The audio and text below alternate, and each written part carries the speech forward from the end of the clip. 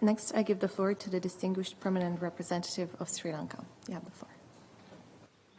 I thank you, Madam Chairman, for giving me the floor.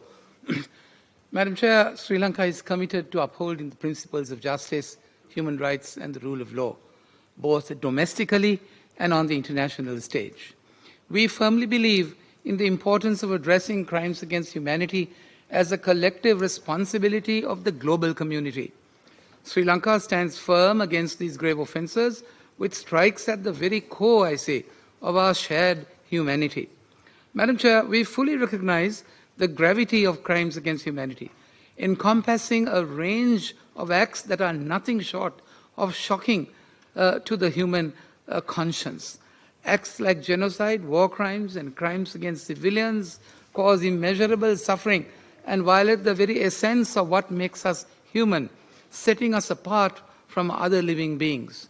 Madam Chair, in considering the definitions of crime against humanity, as my previous colleague was pleased to observe just a few minutes ago, I thought we need to give some thought to the process of attributing conduct which labels someone hostis generis humanis, meaning enemies of humanity, for the reason that this classification rises from the substantive character, I say, of the evils the criminal inflicts. Now, the expression hostis is substantive and not jurisdiction, says the academics. Therefore, it gives rise to ambiguity. The first ambiguity that we identify is whether the expression is substantive or jurisdictional as a concept. The academics seem to suggest that the word enemy is the language of war, not the language of law. They say that the word crime, of course, is part of legal parlance.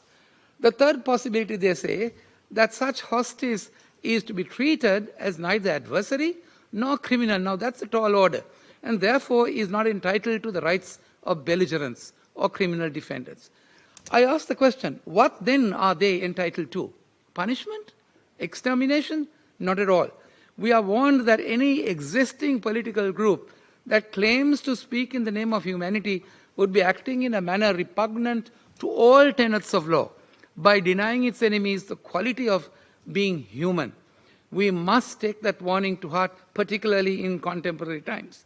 Academia is of the view that in the final analysis, we are getting closer towards what Cicero meant a universal or cosmopolitan community, a unified community that transcends all differences. Madam Chair, the enemy of all humanity, as we know, is someone who assaults our nature as political beings through tyrannical and cruel conduct. That is worth calling him to account. Universal jurisdiction, therefore, does not rest on the hostis location outside of the territorial jurisdiction of states. Establishing such a jurisdiction, therefore, is what we are engaged in. It is one which we simultaneously establish a practice of accountability and create norms against radical evil to which anyone, including heads of states, may be held to account.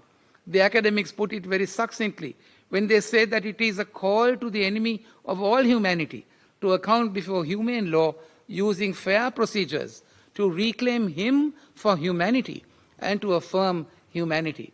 In the light of our own experience with protracted conflict and the subsequent processes of reconciliation, Sri Lanka understands the complex challenges in addressing crimes against humanity. We have embarked on a journey towards healing, accountability, and national unity.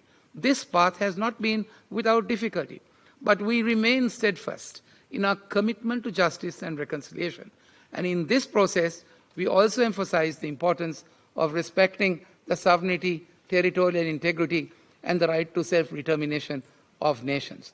Madam Chair, in conclusion, let us remember that the fight against crimes against humanity is not just a legal obligation, but a moral imperative.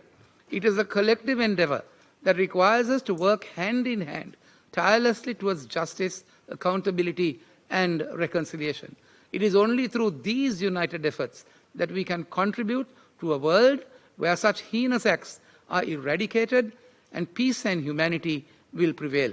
Sri Lanka remains steadfast in its commitment to this noble cause. I thank you, Madam Chair. Thank you for your statement.